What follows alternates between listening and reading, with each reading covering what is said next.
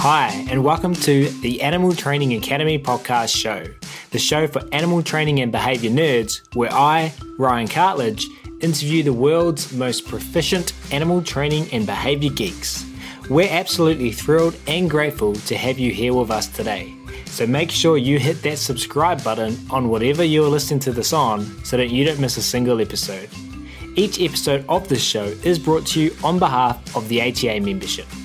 And if you like the conversations in this episode, then you're invited to continue them with like-minded behaviour nerds within the membership area, which you can find out more about at www.animaltrainingacademy.com. You'll get access to twice monthly live web classes, the back catalogue of previous web class replays, plus a huge library of videos and projects to help problem solve your training challenges. Plus, we're a sociable bunch with an exclusive private Facebook group and forum areas.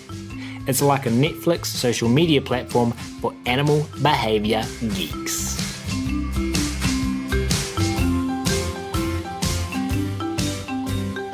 But we will get started on today's episode where we'll be talking to one Terrie Hayward. Terrie has a Masters of Education and is a faculty member of the Karen Pryor Academy, a KPA certified training partner and a certified professional dog trainer through the Council of Professional Dog Trainers. Additionally, she is also a certified Canine Separation Anxiety Trainer, CSAT, and a certified dog behaviour consultant with the International Association of Animal Behaviour Consultants, the IAABC. She is a member of the Pet Professional Guild and has written articles on training for Barks Magazine, Pet Business and Grooming Business Magazine, and is the author of 3 books: A Deaf Dog Joins the Family, co-author, Grooming Without Stress, Safer, Quicker, Happier, and 10-Minute-a-Day Dog. Terrie works with families and their animal companions, presents workshops, travels, and consults, focusing on positive reinforcement interactions and modifying behaviour through application in behaviour analysis. So without further ado, it's my very great pleasure to welcome Terrie Hayward to the show today, who is patiently waiting by. Terrie, thank you so much for taking the time to come and hang out with us here at Animal Training Academy. Thanks, Ryan, for that nice introduction. It's nice to talk to you from the other side of the world. I don't know if I butchered the co-author part, so sorry if I got that wrong. You're a co-author of The Deaf Dog Joins the Family or The Grooming Without Stress? The grooming. You were okay. Cool. Yeah. Just to clarify that, and you are very certified. I think you might compete with Laurie Stevens as the most certified person we've had on this show, which is awesome. And I hope we get an opportunity to talk about that today and why that's important to you and what's motivated you to go through all of those and what your reinforcers are and what your recommendations for others are. As you can see, we haven't even get started and I'm just piling questions on you. And I also am extra grateful because I understand that you're in the process of moving from one extremely amazing sounding location to another. Yes, it's kind of a round trip because we used to live in the British Virgin Islands. So we've been maybe 13 years in Puerto Rico, more or less. And now we're heading back. So we're excited to reconnect with old friends.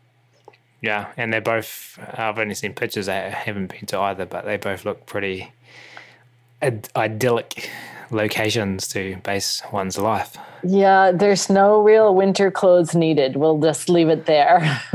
Oh, man. I'm sitting in Wellington and we're heading into the middle of autumn, so I'm a little bit jealous of that. But we have things pretty good here in New Zealand. Hey, let's get going, Terrie. And can you, for this first part, just take everyone listening back and share with us some stories about when you first got started working with animals and first found out about positive reinforcement? Yeah, we had adopted a puppy when we were living in Samoa, kind of over your neck of the woods. And I was kind of not sure what to do with this new puppy. And so I started, the internet was more in its infancy, which kind of gives a clue about how long ago that might have been. But I started to try to look for information because there really wasn't any on the island of Samoa where we lived. And I found out about this book called Click to Calm. And I begged my family members to buy it for me and buy me a clicker, which I really didn't know what it was in real life. And I asked them to mail it, and it took probably like 3 weeks to get to me.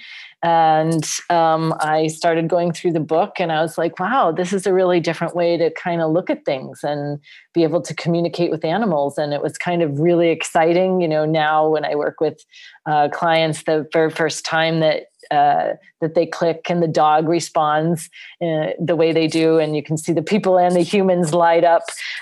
So I kind of felt like that for my first time too. And that's kind of what kind of moved me in that direction. And then years later, I was running a rescue on a small island off of the big island of Puerto Rico called Culebra. And at the very last minute, I tried to go to a conference, and they said they were full. And then I called, and I was like, but please, this is the only time I can come. And I can come because we were renting a small hotel. And they let me come in as an added person, and that was at Best Friends in Utah. And while I was there, some other people that were taking the conference were these things called trainers. And I was like, wow, because my background was education, as you mentioned. So I was like, wow, teaching and animals, this just really seems like a good match. I need to learn more about this. And so I started researching, how does one become a trainer? And I found Karen Pryor Academy, and then the rest is history. So you're running a rescue off an island in your current location. You lived in Samoa, and you've got to experience dogs and how dogs fit into different cultures and these different places around the world. What has that taught you about being a trainer and kind of working with your clients internationally?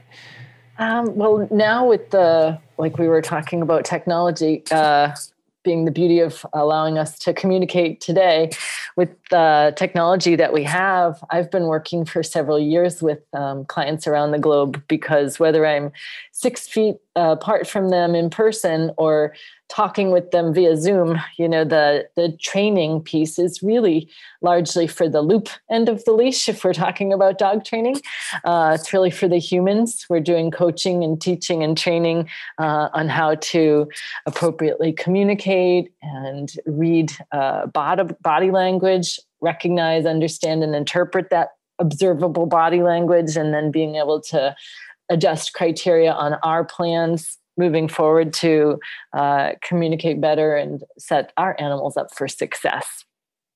So, yeah. And you read Click to Calm and learned from Emma and Ben.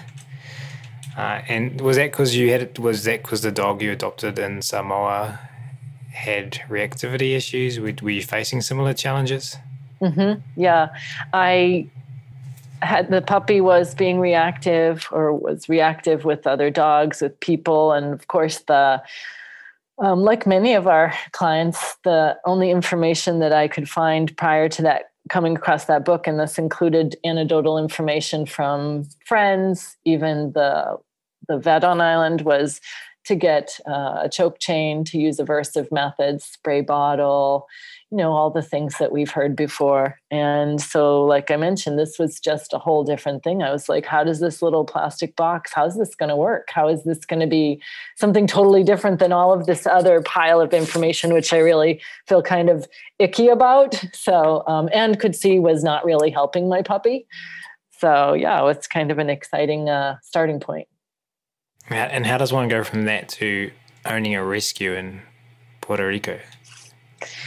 Well, there's a lot of need here. We have a lot of stray animals, and so I think maybe it was the first day we were living on the island. There was a woman who did a lot of cat rescue, and she immediately sought me out, learned we had pups, and somehow next thing I knew, I was like the vice president involved in the organization, and I was fostering and rescuing and helping transport to the main island to the vets, and it just kind of snowballed. So,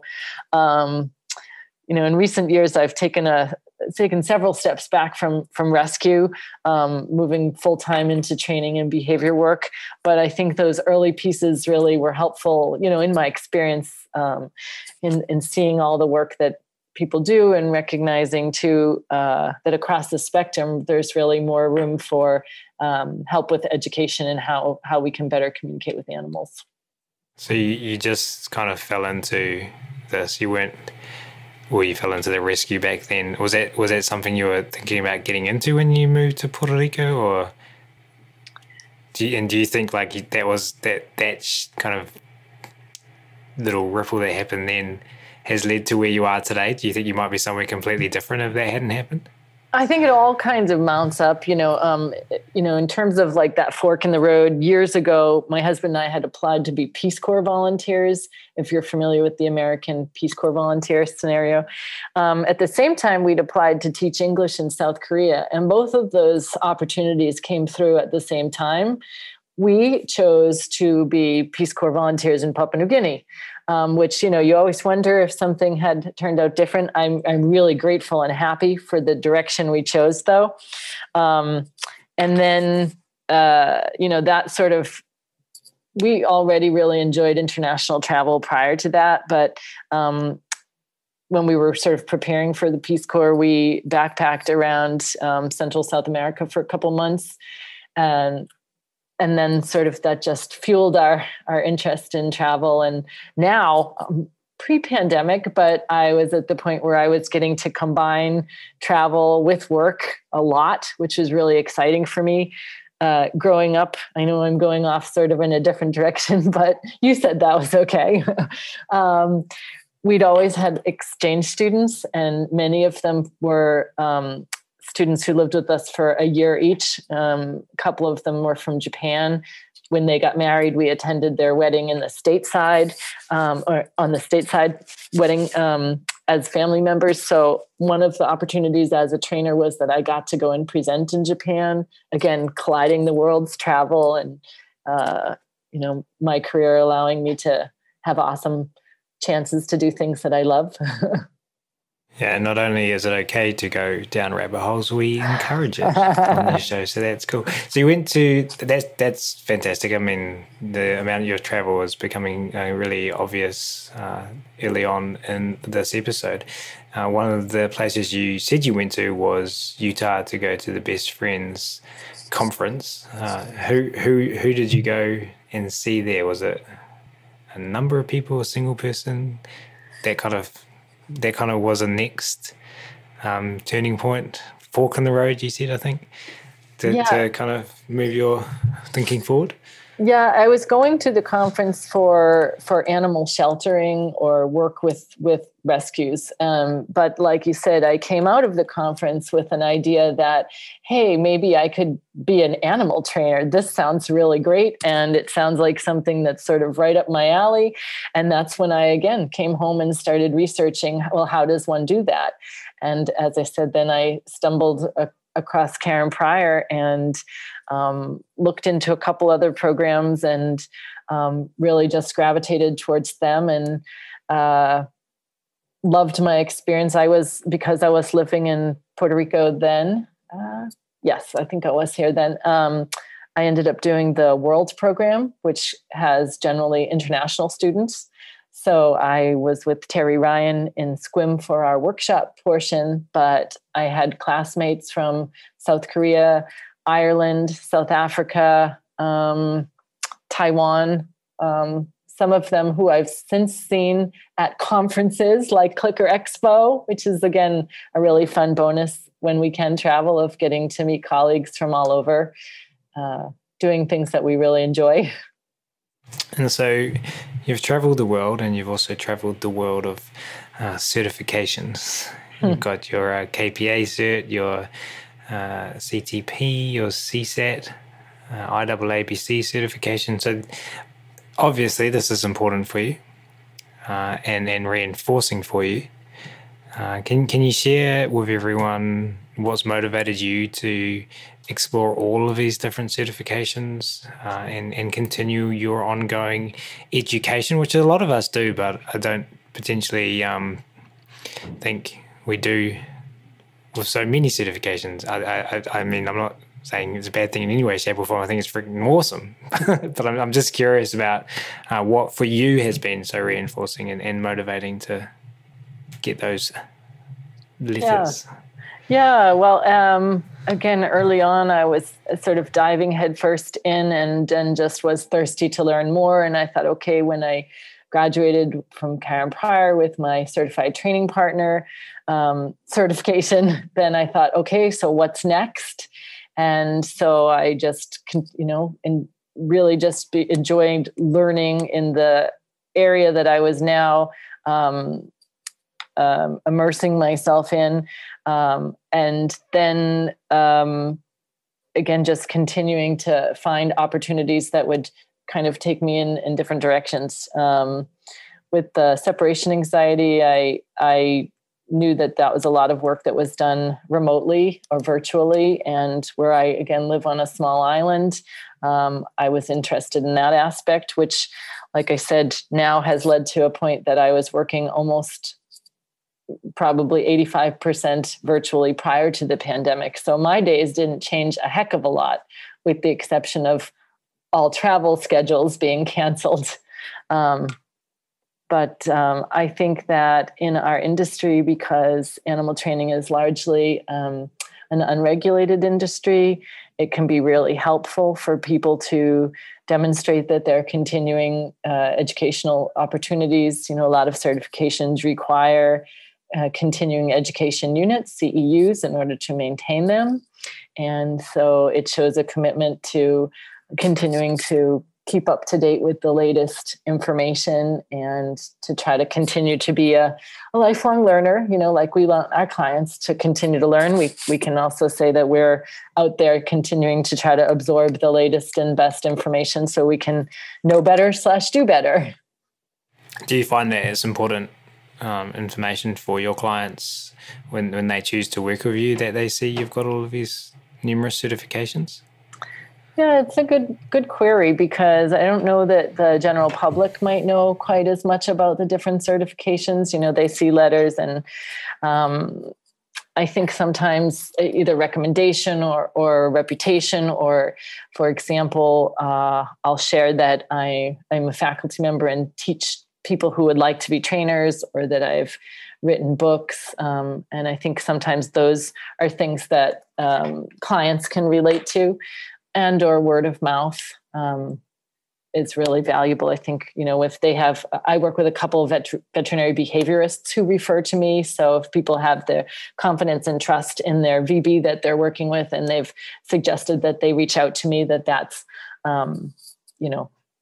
key for them. The certifications really was for me personally. And I think for other people who are my colleagues to recognize that I also was invested in making sure that I appropriately learned the information so that then I could impart it.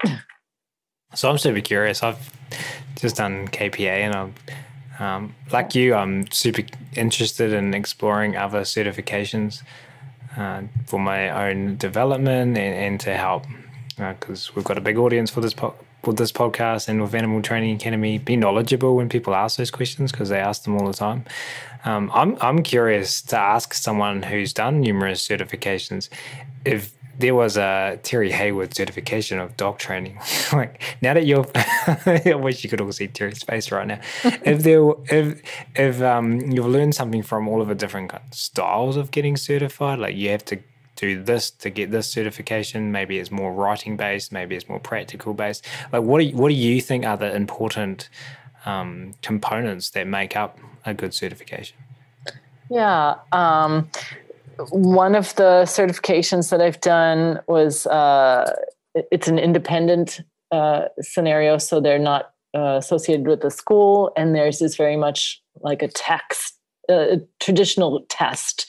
And then another one of them is a very long written exam with case studies, which I think can be very valuable because you're needing to explain how you would approach different scenarios so that the people evaluating can understand how you would address problems, and that you understand why and how you're going about it in the way that you are.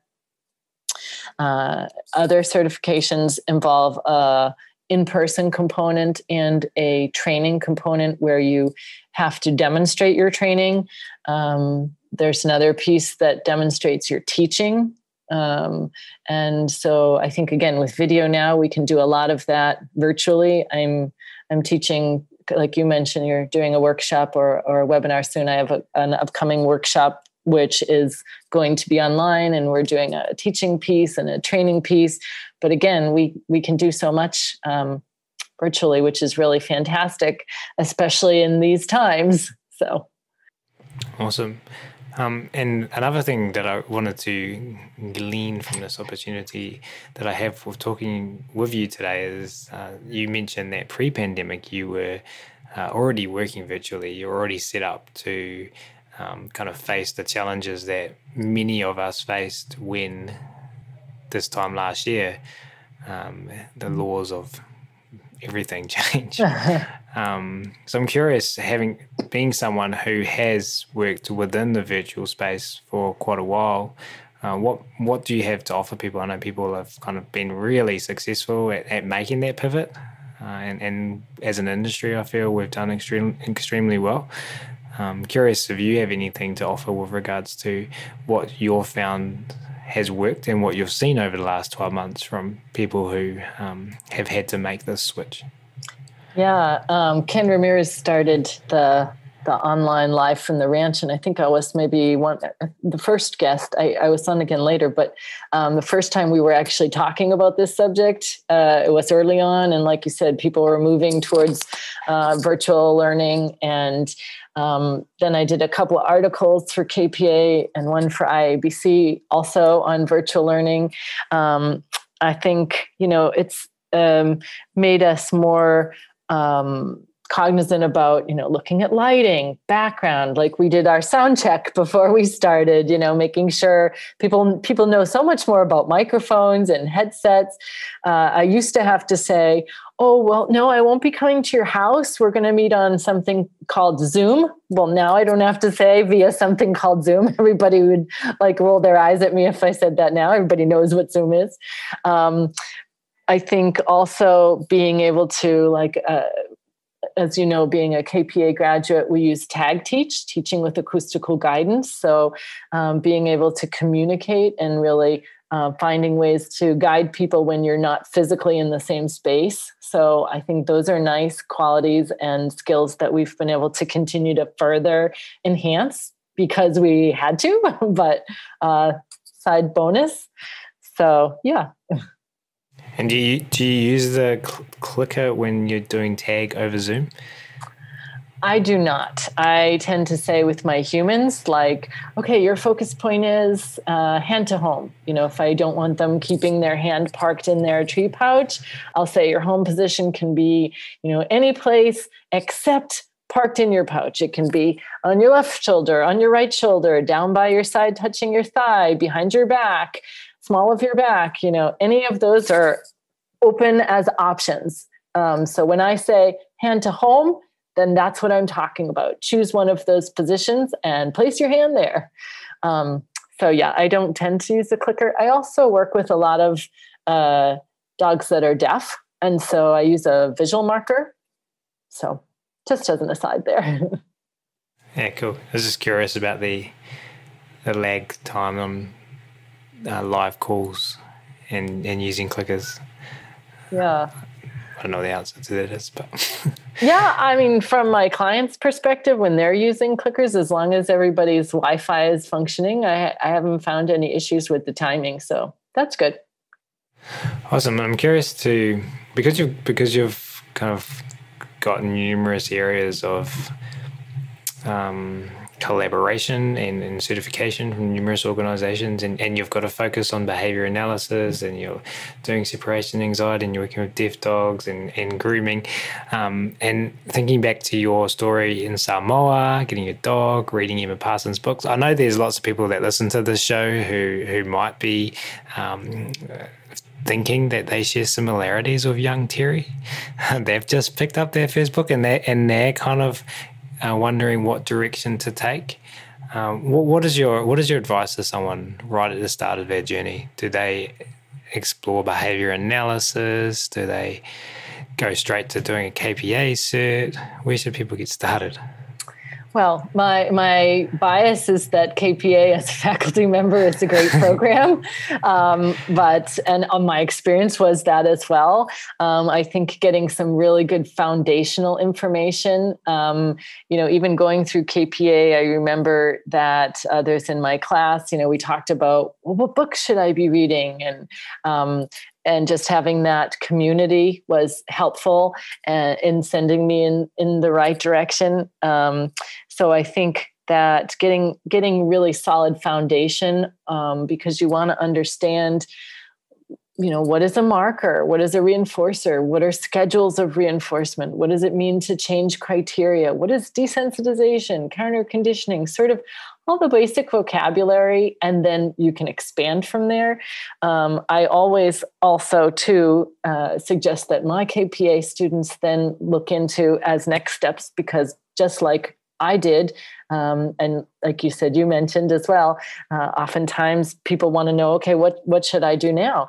And Dr. Susan Friedman's Living and Learning with Animals is an amazing online course. I was able to be a teacher in training in the backside. I'm observing just now, but every time, once you take it, you're able to pay a small donation and continue to audit the course. And every time you learn something new. Dr. Friedman is an amazing resource, and we're also lucky that she's in our sphere. So I would strongly point people in that direction. I know also IAABC, as we mentioned, has really fabulous resources on so many fronts. I feel like it was 2 years ago now, but I did the IABC conference in Spanish. And, so now I know they're coming out with a lot of resources also in other languages, which is really cool. So I think those are some super spots to start. And you're presenting at the Lemonade Conference later this year. What's your presentation on?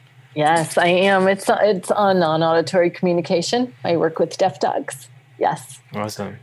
And you've got a book, as we mentioned, on deaf dogs as well. Just before we move on, tell us about your books. A Deaf Dog Joins the Family. I think we can guess why you might have written that one.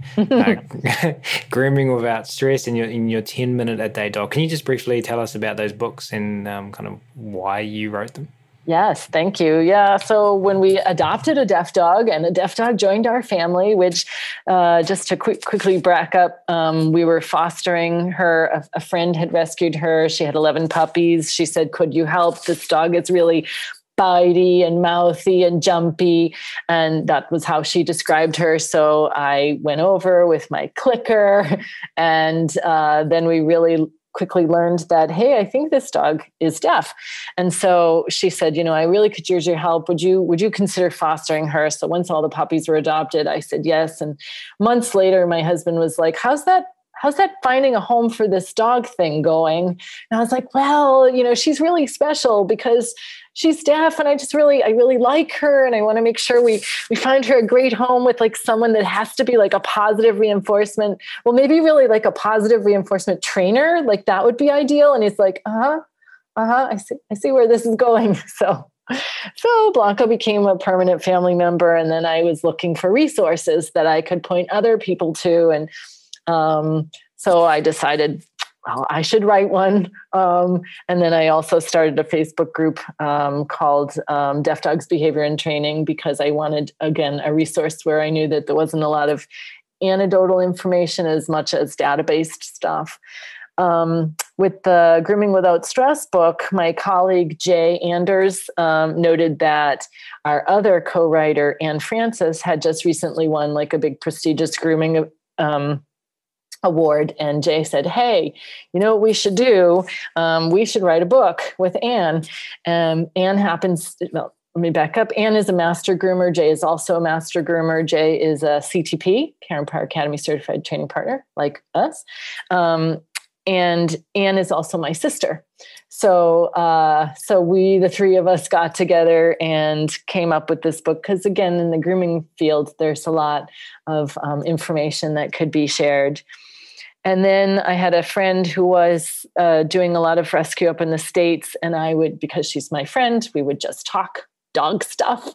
And I decided, you know, I really would like to just have my own thing where stuff is all in one place, and for people to learn or understand that you don't need hours per day. Really, if you've only got 10 minutes, which most of us have more than that because just the amount of time we look at social media, for example, but that you can use it wisely to, you know, sort of navigate the behaviors that you'd want to see more of. And so using your time appropriately and how to start, you know, I don't start with a sit or a shake, and then where to go from there. And so the book has little exercises at the end of each chapter. And so that's how I got where I was at with those 3 books.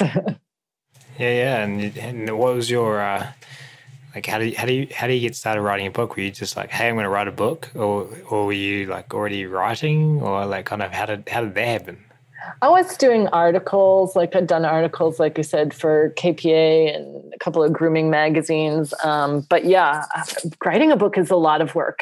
And when I look at some people's books who are like a couple inches thick, whoo, that's big respect there.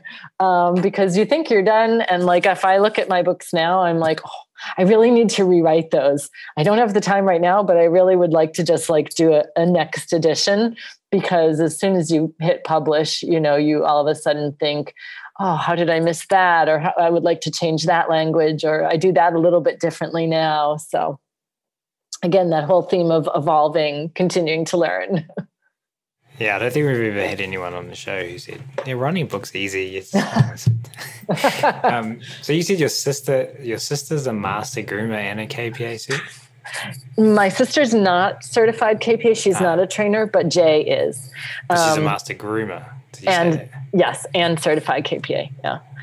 It was funny because my sister is, like I said, one of the, well, maybe I didn't say, she's one of the top 10 groomers in the state. She's on Groom Team USA, now she judges. And so one time I was commenting on training on a grooming forum, and I sent a message to this person because I was like, yeah, you know, you're really writing, you know, nice feedback there.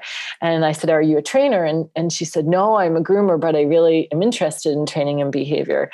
And then somehow we were talking about the book, and she said, oh yeah, Anne Francis. Yeah. She's so amazing. And I said, yeah, you know, she's actually my sister, because we have different last names from being married.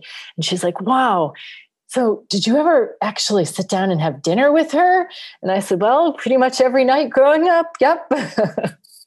That's awesome. Do you do much work in the grooming world now? I mean, it's an area that I feel potentially in our membership is kind of underrepresented. Like we don't get many that I've seen people join who are implementing all of the stuff we talk about on a regular basis within their industry. I'm not sure what your thoughts about how everything's going there, if you have anything you would like to add, but I'm curious to kind of create ripples as much as we can.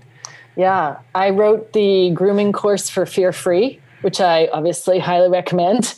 And I also did a webinar recently with Grisha Stewart, and it's on handling. And bonus, one of the spotlight dog teams that I had on that webinar is the deaf dog too. So you get that overlap.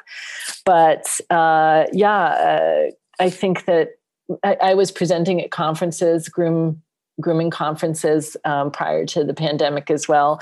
And I think that there's for sure a lot of information that we can kind of continue to impart there. I think it's maybe a little more in its newbie stage in many cases. So it would be fabulous if we could have more groomers joining your listening audience. That would for sure be great.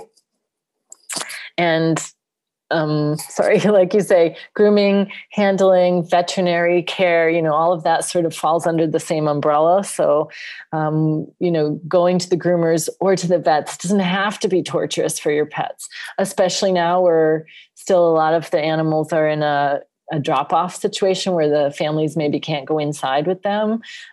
So anything we can do to train and prepare, and again, antecedent arrangement, set them up for success, it's good. I recently started using a new Dremel, and I'll share that. I have an affiliate link for it, and I told them if I liked it, I would share it, and I do. Because my dog too, Blanca, came from, she was an adult when we got her, when she joined us. She came from the idea of don't touch my paws, stand back. And now she, can relax and lie down, and we do a pedicure. And I want that for everybody's dog. Less stressful for people and the animals. So what is this new Dremel? It's called Lucky Tail. And I like it because it doesn't have batteries, because I never have batteries in my house when I need them. So it can plug in. It also has less of a vibration, and the sound is quieter. Again, for deaf dogs, not relevant. But in addition, it has a little light, which can be handy because you can kind of see the quick. I'll send you my link afterwards in case you want to put it in the notes. But yeah, I've been using that, and I actually just, in preparation for our move, sold my now duplicate Dremel. So that is my only and primary one. Cool. I mean, I'm specifically interested because we've just trained the Dremel with Phoebe. And we just used, I don't even know, a standard Dremel, I would say. Whatever that means to you as a listener. It's a standard Dremel in New Zealand. But I was watching my wife working with our daughter, and she brought this super quiet Dremel, which is a baby Dremel that makes pretty much no sound. And we use that with the dog first as an approximation. Anyway, nice. Just wanted to share that with you. So I'm doing something that our audience can't do, and that is watching you on camera right now. And we go talking about all your certifications, you're worldly, you've been to all of these exotic locations. I mean, Papua New Guinea, I see the birds of paradise, being a bird nerd. I know the different species of cassowary that live there, and the New Guinean singing dog, and all of these undiscovered species and the cultures of that place. I'm just what? Let's just do an episode on Papua New Guinea. But we're not going to do that. And you've written books, you've done these online trainings, you're traveling. I'm curious to know, as someone who's packed a lot into life, how have you managed all of that stuff in your, what I can only imagine is a very full schedule? What do you have to contribute to those out there who every single dog trainer ears might perk up right now, who also have very full schedules? I know some industries maybe aren't flourishing quite the way ours are during these times. I'm currently moving, and I was just saying to my husband this morning, I'm excited once the move is done, because that's going to free up so many hours, just the packing and the logistics alone. I won't even have to think about those anymore. And it's just going to be whoa, weight off. So I'll feel like my schedule is lots of room again. But yeah, I think especially working virtually, and I was just talking to a client about this today, and stop me if this is not the direction you meant for me to go here, although I know you encourage a wide berth. She was always working in an office. She was an accountant, and she learned a couple months ago that her working from home is now permanent. And I was sharing that my sister-in-law now works from home as well. And, people kind of figuring out how to make a schedule so that your work doesn't become, somebody said something just recently to me. They said, work from home should really be, I live where I work. But I really like what I do. And As another example, I had a text from someone today asking if I could work a certain Saturday. I think putting into place boundaries and parameters so that you don't become burnt out or overwhelmed is key. I, for example, prefer to have several long days. Like tonight, I go till 7 and I started early, but I'm not going to work on Saturday. I'm going to be packing, but so I think putting in, setting up your schedule, making sure you've got a routine, like when do you get a chance to walk your dogs and take your dogs to do things you enjoy? Or when do you get a chance to have you time where you go for a run or a walk or a bike ride or whatever that is? And making sure that you not try and just eat meals on the fly, that you can sometimes sit down, enjoy, not feel guilty if you want to watch some TV and, eat a nice dinner. So making sure that you also book into your schedule not only your virtual consults, but any time for admin type stuff. You might have to send emails or send links, set up new Zoom meetings, follow up, send articles. So putting that into your overall time frame as well, so that you have time for you, so that you can still keep on helping other people. Is that kind of what you meant, Ryan? Yeah, I mean, anyone who's following Animal Training Academy at the moment knows that I'm on this mission, and I'm sharing pictures of my schedule on my social media, guided by Veronica Butelli, who's helping me one-on-one help deal with that stuff. But as you're saying that, I'm looking, I've done schedules for the last 4 weeks, weekly schedules, and we're going to be working on a master schedule. But I'm also looking at my cereal bowl sitting on top of my coffee machine, sitting on top of my desk right now, going, that didn't really play out this morning. And it's hard when you've got a 1-year-old job, but that's absolutely. Hey, there's a list that you've put together that we want to talk about, and we're going to do that now. But before we do, can you just share with people where they can go to find more information out about your books, get in touch, book a consult, whatever, and look at the other services you offer? Yep. PositiveAnimalWellness.com is my business. And there's virtual consults tab. There are packages. My books are available 2 out of 3 with Dogwise, but all with Amazon, also through Karen Pryor Academy, the Clicker store. So positiveanimalwellness.com, like I said, will get you to me, and then I can send you out from there too. Awesome. And we will link to that in the show notes. Thanks so much for sharing everything so far, Terrie.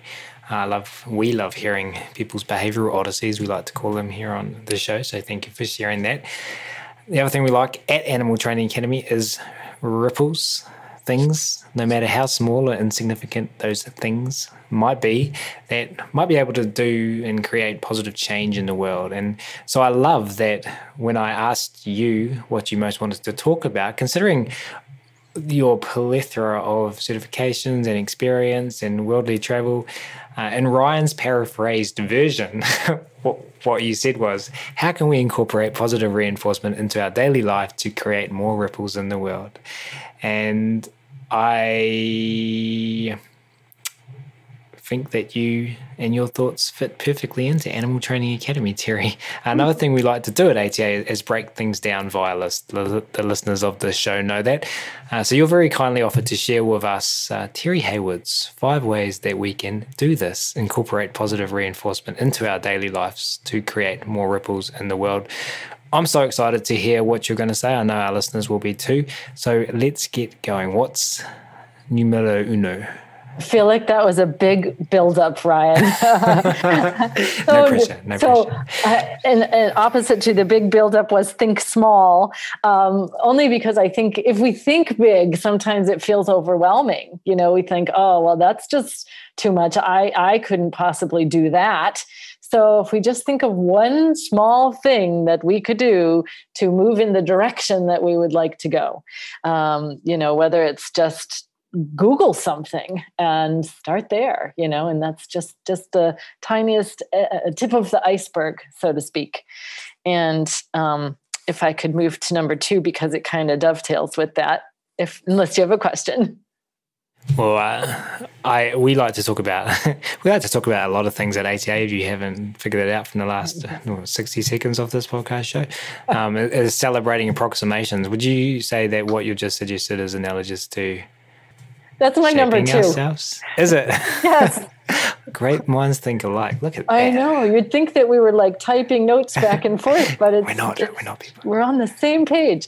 Number 2 was approximations. Yes. So, you think about your small idea. What's one thing I could bite off to kind of get this thing rolling, and then consider approximations, like you said, shaping ourselves. We don't have to go, okay, by next week, I'm going to be to my goal. But maybe we say, by the end of this week, I might have looked up one more thing to do with that. Or, maybe we make spreadsheets. I like spreadsheets. I have many right now to do with my move, color-coded, I might add. But, maybe we have small things that we can take off first on our to-do list. So those approximations can help us to move through the process for sure. See if you can guess my next one. I'm just joking. You guys all should have seen Terrie's face when she said that she likes spreadsheets. You got super serious. I like What is it that you like about spreadsheets so much? Is it something that you recommend to others, or is it just a Terrie Hayward thing? How could I not recommend spreadsheets? They're in Google Docs right now, but I'm an organized gal. I have a label maker. I can't lie.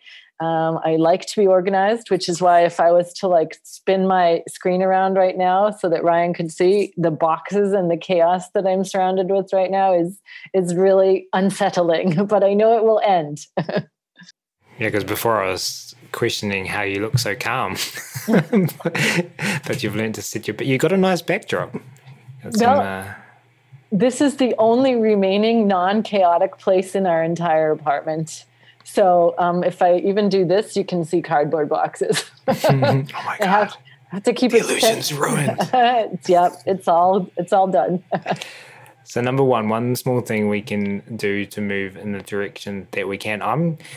I find that this can be challenging for people to, because if you're 30, 40, 50, and your thought process is to think big, that's your thought process because there's reinforcement there for thinking that way.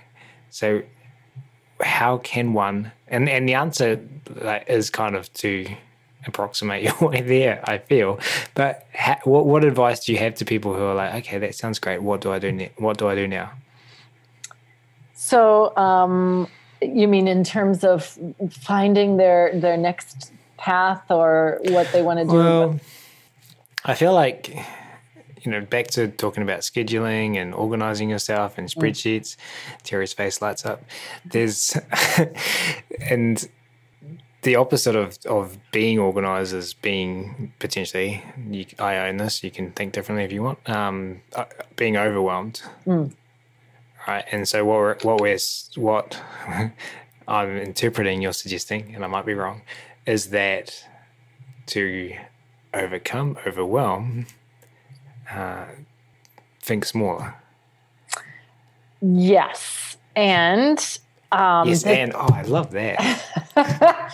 This goes to my number 3. She's just feeding me these intros, which would be, and we talked about this before, but Susan Friedman says, when the line at the door is no longer there, then you can go knocking on doors. So in other words, we want to ignore things that are not helping the situation and reinforce those that are.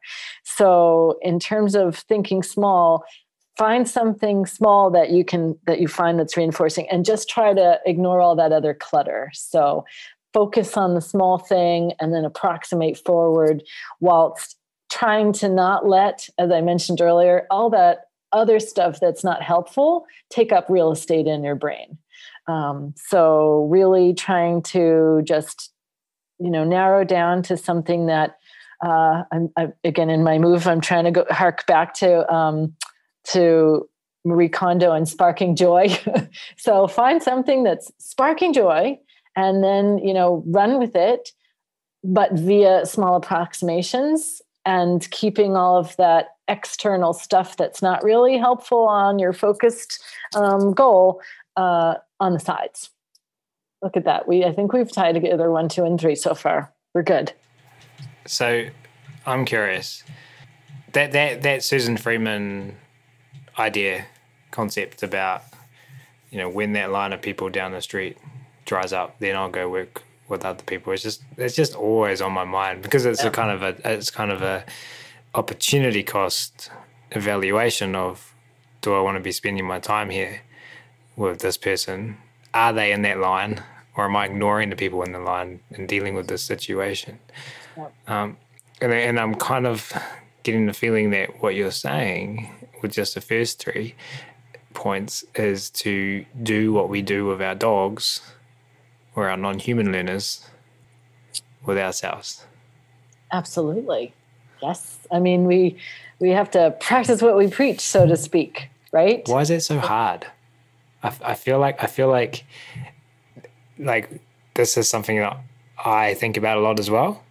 And by no means do I say that I'm an expert or good at it with all of the people in my life and with myself sometimes, even though I think I'm approximating myself at getting better at it.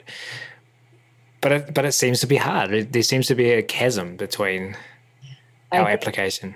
Yeah, I think you're right. I think we have to be very, what's the word I'm looking for? Very specific is not the word I'm seeking, but very intentional and practice to gain fluency, just like we would instruct our clients. It might not come naturally or easily. It might not be from our learning experience, growing up. What was the tool that we would reach most readily for? So we have to be intentional about saying, okay, right, going to take a deep breath, going to choose that one thing, not going to worry about all that other stuff. And if I don't go off track too much and say this leads to number 4, which for me was antecedent arrangement. So, create environments that set you up for success. So, just like we said, surround yourself with people who cause you to, or help you to think in the manner we're talking about, who, you can have conversations with that are positive, that will, propel you forward in the direction that you want to go. I like it. I'm still on number 3 in my mind. That's okay. Please go back to number 3. Well, so it makes me think about something we've been talking about a lot. Once again, we talk about things a lot in the Animal Training Academy, and that is Sarah Owing's rubric of finishing a training session, which specifically talking about working with a non-human learner here, or human learner, and focusing on the things that happen that you like, and one small approximation to build on that for next time. And so number 3, if I can go back to it, and maybe I'm butchering what it was, but I've written down here, ignore things that are not helping the situation. So do you someone used the term negativity bias this morning when I was talking to them. Is that a concept that you've come across? Is that a term that you've come across? Could you clarify what they meant by that? No. I think what they meant was, and it was only this morning, was that we have a bias to focus on negativity.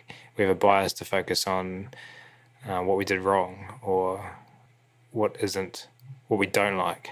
Absolutely. Yeah. Is that what you're talking about? Is that your number 3, or is that a different thing? I think it all weaves in together. Like with a new client, oftentimes I'll say, okay, and I'm sure a lot of other people do this too, put all the food for the day, treats, et cetera, everything into a bag.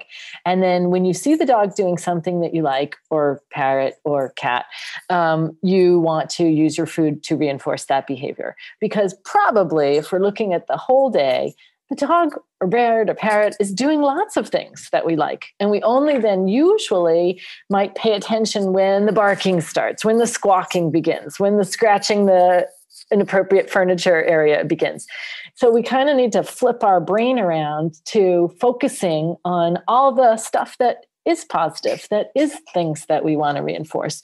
So I think, yes, we have to train ourselves to kind of move in that direction, because like you say, maybe our default is zero in on, well, I don't like that, versus trying to actually and actively practice finding the things that we do like. And like you say, reinforcing those, because we know that behaviors that are reinforced are repeated.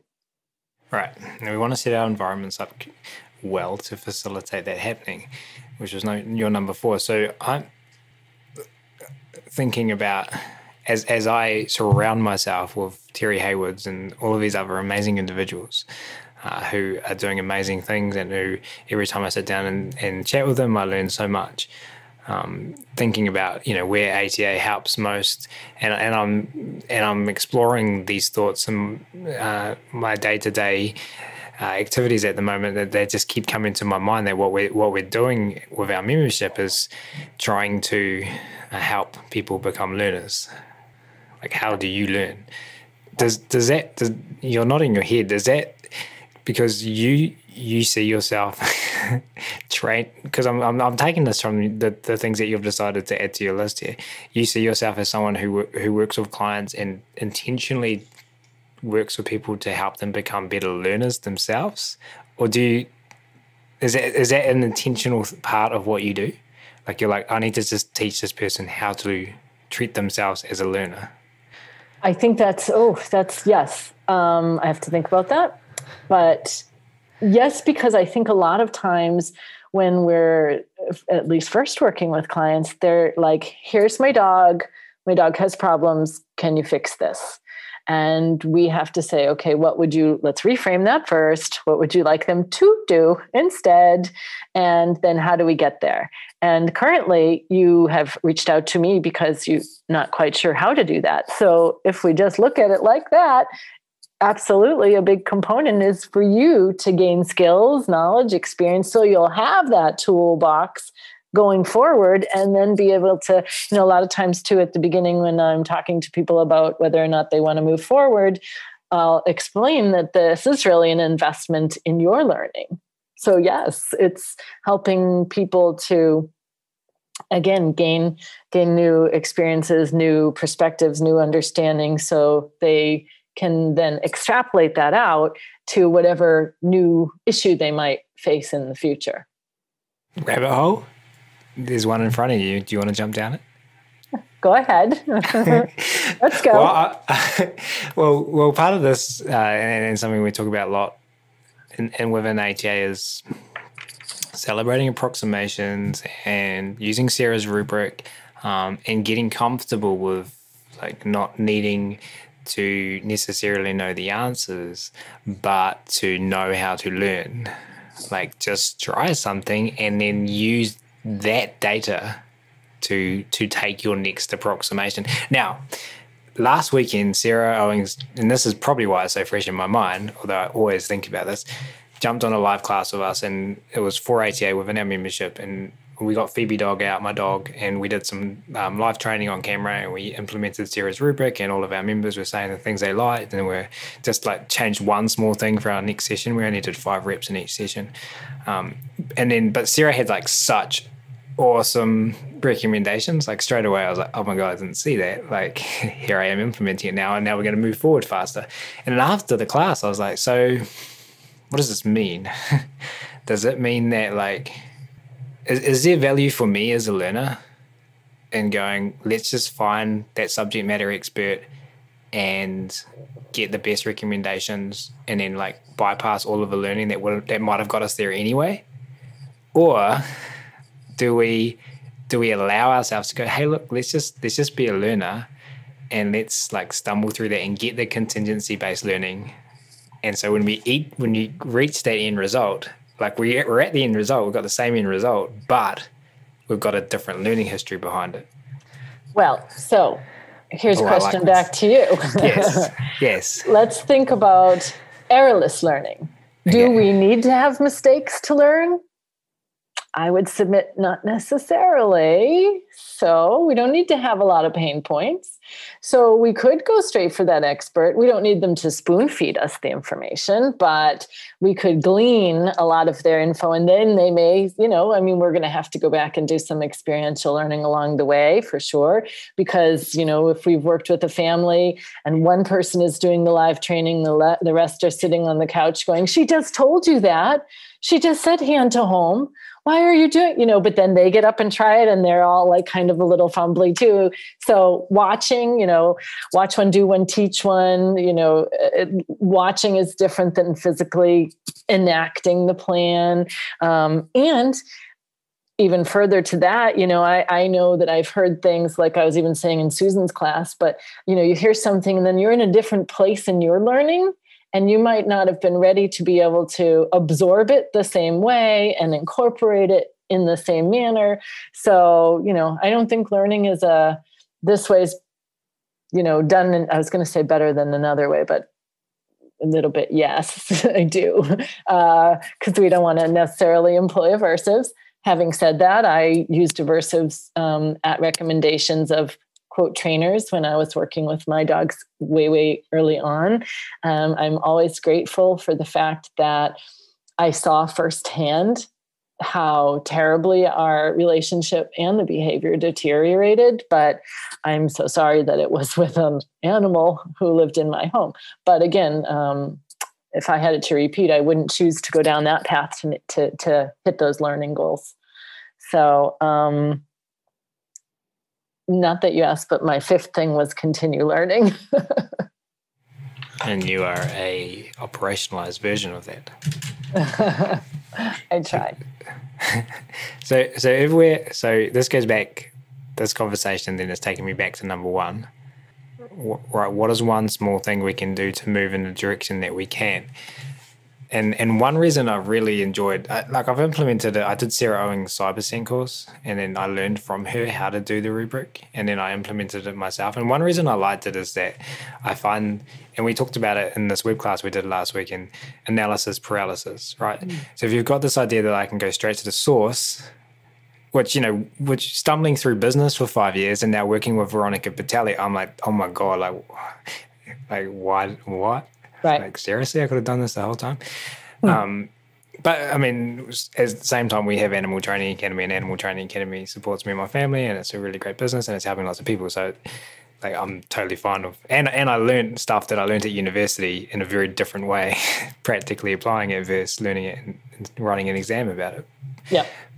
But where does analysis paralysis fit into this then? What I mean by that is overthinking things. If we want to, let's say, go to the source and find the expert, but we don't know how to access that source, and that source prevents us from taking action, is there value then in being like, let's fail forward? I think that sometimes, just like we wouldn't say with training purely positive or any term like that, because it really doesn't exist. We are going to make mistakes. I think when we say set up for success, it's just trying to minimize, the fact that the experience could then be aversive to us learning. And while your face when you're saying, I could have done this years ago, yes. So if we can minimize some of that aversive interaction in our learning process. I mean, if I can learn over here on this side and it's a fabulous, fun, enjoyable, with all the reinforcers possible to me option versus this side, which I'm going to slog through, end up in tears, maybe not really appreciate. I mean, I'm going to choose option A. Interesting. Again, sorry, go on. No, please. No, I was just thinking back to the last 12 months and training Phoebe's behavior of flopping on her side and me working with the Dremel on her nails. And I just, as an experiment myself, wanted to go through that whole process using the rubric and just kind of doing it. I shared a lot of it on social media, and there was a lot of people familiar with that journey. But I got to the end, and now Phoebe will flop, and we can do all of our nails, and she has a start behavior, and she can opt out, and we know what to do when she opts out, and it's all very beautiful. But I kind of got to the end, and explored that there was 3 or 4. Australian trainer Peter Clark says there's more than one road that leads to Rome. Like there's more than one way to train a behavior. And I always have Peter sitting on my shoulder saying that to me. And I looked at these different avenues that Phoebe and I took and that we didn't end up using. And I got to the end and we got the Dremel behavior, and I was like grateful that I had the learning opportunities that all of these things didn't work. But then I'm also curious, like I probably could have got there faster if I spoke to you or I spoke to Laura Monica Terrie or someone who, you know, is in my mind go-to people to ask these types of behaviors, Linda Ryan, or you have something to say. Go. Say I do. I think it depends on your learning history too, because maybe the experiences of the not quite working out how you wanted were not absolute failures, because if they were that aversive, you know, you're intending to continue with the process may have just gone extinct. Whereas, and I lost my train of thought, but I had something good on that. No, I agree with you. I agree with you because I got there in the end because I was okay with just approximating forward or failing forward. And I lost my train of thought too. We've talked each other out of thought. That's pretty impressive, Ryan. Never happens. So one was one small thing we can do to move forward. And I'm glad that we did talk ourselves out of thought, because I look at the time and how long we've been going. One small thing we can do to move in the direction that we can do. Number 2 was approximations. What's one thing I can bite off? Number 3, ignore things that are not helping the situation. Number 4, antecedent arrangement. And number 5, continue learning. And we're talking about working with humans, everyone. Yep. Which is the same that you do with your non-humans. Yep. Hey, thank you so much for all of that, Terrie. Sadly, because we both ended that segment ourselves by having brain farts, we're now at the final question for this episode. Could you just take us all into the future, and just curious to know, with all of your experience and certifications and involvement in numerous organizations and lens over in different countries and different areas of our industry, what do you want to see happen over the next 5 to 10 years? Well, I think more education. You know, I think when we see people, like I said, I did things that I wouldn't do now with the knowledge that I have. So the more we can continue to spread the information that we have, the more we can continue to support and promote continued learning, so we can even do better, the better we'll all be. I know that there's sometimes talk about regulation with regard to aversives, and I don't necessarily think it would be an awful thing if some things were less available due to regulations. But again, coupled with the education, because we need people to understand the why. It's not necessarily the only nor best route to behavioral change. And I'm talking about the use of aversives specifically. So, you know, rainbows and unicorns, of course, we all want to just use our positive reinforcement with our, like you say, non-human and human learners where possible. And that's not to say that any of us are always perfect at that, but just trying to take those steps to continue to make it happen, to continue to try to, you know, be supportive of each other as we continue to move forward. So you said we're not perfect, so don't focus on our imperfections. Take the small steps you said, which was your number 2. Continue your education, which was your number 5. Regulation and setting the environment up for success by making potentially things less available. So you kind of tapped on your list there pretty well. Do Terrie Hayward's list. With our move, we have a really strict quarantine for 5 days, which means you get a bracelet, you can't leave the house. So in preparation for this, I decided to learn a new skill. So I've kind of tried to go through this list with myself of jumping rope, because it's some exercise I can do when I can't go outside during my quarantine period. So yes, I had to think, okay, I'm not going to be able to just jump like crazy at the beginning. I have to just practice one jump. I have to focus on the fact that I did that jump, not on the fact that I just almost tripped myself on the other 10 jumps. I want to set myself up for success. So, only do my jumping rope when I'm feeling fresh, like had my coffee. I don't drink coffee, but you know what I mean? And then continue learning, like I'm Googling. And then, I went through a lot of rabbit holes with jumping rope. There's a whole other world about jump rope. So there you go. Example of exactly what we've been talking about, real life. I love it. Hey, can you just remind everyone listening where they can go to get in touch and find out more? Yeah, I would love to continue to connect with people. PositiveAnimalWellness.com is my website, and you can find me there. I'm on Facebook and Instagram too, same names.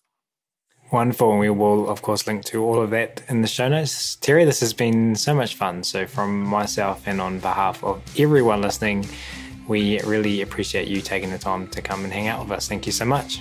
Thanks for the opportunity. It's great getting to chat with you today.